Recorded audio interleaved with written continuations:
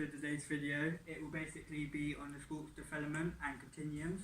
This is part one of two parts, so let's get straight into it.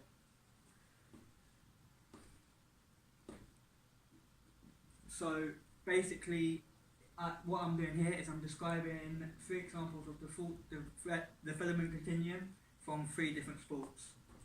So as an overview first of what the continuum is, it is a pyramid-shaped model that has four stages, which is foundation, participation, performance, and elite, or as some people say, excellence. It represents a person's involvement in sports by what stage they're at and further highlights routes a performer can take to become an elite performer. The idea of the performance pyramid is to show the greater number of people beginning at the base of the pyramid, the more likely it is a large number will achieve excellence. So this is how the pyramid looks. So as you can see, foundation's at the bottom and elite is at the top. So the three sports I've looked at are hockey, football and basketball. So for hockey, at foundation, it is basically a stage which is all about learning elements of the sport such as positive attitude and good sportsmanship. Furthermore, the basic rules for hockey at foundation level is basic hand-eye coordination and different passes such as push, hit and reverse hit. This stage is normally aimed at young people and can also be included in PE lessons or after school club that is taught by a teacher or parent. At the participation stage, it consists of anyone who participates in sports regularly for reasons such as health or meeting new people to develop their skills in an activity.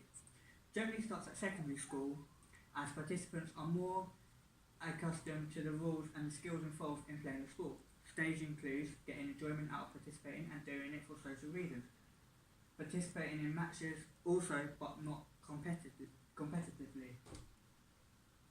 So at the performance stage, it is developing sport-specific skills and improving performance and techniques. Requires regular training where a quality coach is essential. By the time an athlete reaches this stage, they should be competing at a high standard which includes club, county or regionals. In hockey, to reach the performance level, you should be playing at county level, but to play at county level, you have to attend training sessions before being asked to be part of the team. At the elite stage, it is governing bodies of sports are responsible for development as players pass from county to regional to national squad. To progress to national team, the pathway is similar to that of club to country. Scouts will select you to attend national trials where your performance will be viewed and considered for them. So moving on now to football. At foundation stage, this stage of football involves teaching and coaching the basic skills to young new players coming up. In football, it is more commonly known as grassroots football. At this level, it is mixed genders playing together as it is trying to be inclusive to everyone forming new teams. There are charities such as the Football Foundation that are there to support the work of schools, clubs by giving money to facilities or to buy equipment. Also at this stage, you'll be learning how to pass, dribble and shoot. At the participation stage, it is a level where teenagers athletes are participating as more dedicated players. This is shown by playing for your local town, which is generally turns to a Sunday league team. You train at least once a week and cover football-related training as well as fitness. At performance, all athletes are required to train 3 to 4 times a week as well as having competitive features. There are trials and selection events where the best athletes represent their county, and then are selected to enter academy. Sponsorships are available for the individual in order for them to progress as much as possible.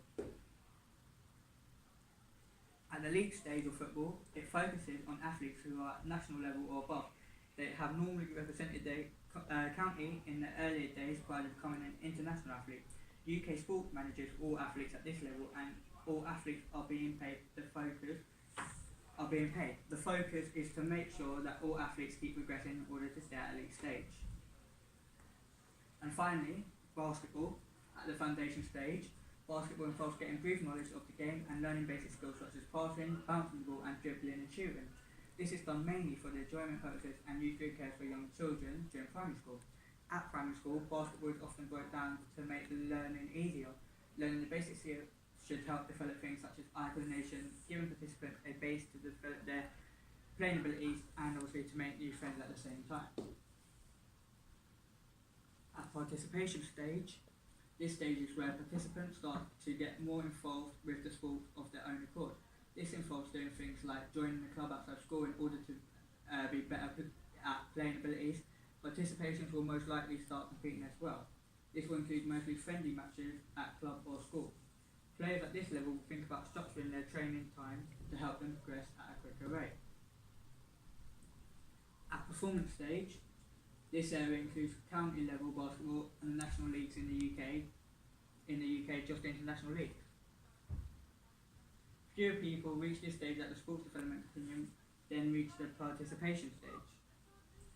The progression from a local club level of basketball to national league based on ability. However, if a participant is unable to pay for the coaching for national league, then they will not be able to play.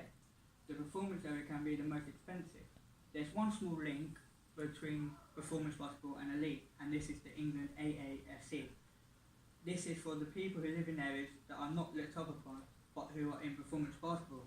England basketball will pay for a player to play at the arena, at the area, and pay for coaching and fees for playing in a high league.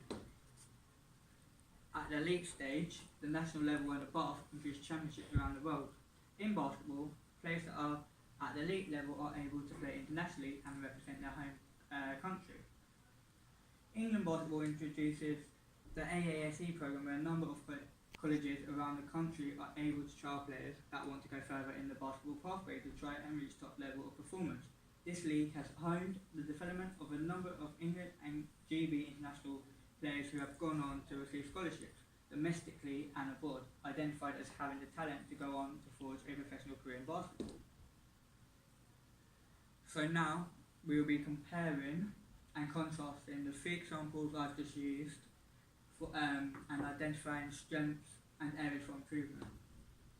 That foundation, basically this stage for hockey, basketball and football are all relatively similar because they all provide a basic introduction to the chosen sport, providing participants with a brief knowledge of the game while allowing them to learn new skills and progress their playing ability at their own leisure. The foundation stage main focus is for all three is enjoyment, trying to encourage young participants to get involved and develop a passion for sport. At participation stage, again, all three are very similar. The participation stage normally includes participants that have taken an interest in the sport, and all three sports require the player to be participating regular and usually for a local club, meaning they are likely to be competing in some form of league. It would be expected that players at this stage that are determined would be thinking about progressing to the next stage, which is the performance stage. In these three sports, it involves participants of above average ability who have a desire to achieve higher.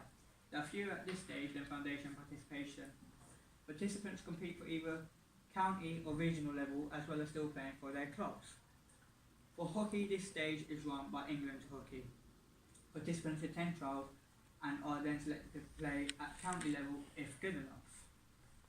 From county players, regional teams are put together, usually through the same process. For football, it is the FA that runs this stage. The FA have county teams, and there are also numerous centres of excellence around the country that uses trials as a way of getting played. England basketball pretty much works in the same way. And for elite, the elite stage only includes participants that are at the top of their game, competing at national or international world championships for the highest accolades in sport. Participation is seen for those athletes as a job as well as something for enjoyment. People who reach this level often have sports as their career due to the amount of time they must dedicate to training. So this concludes part one.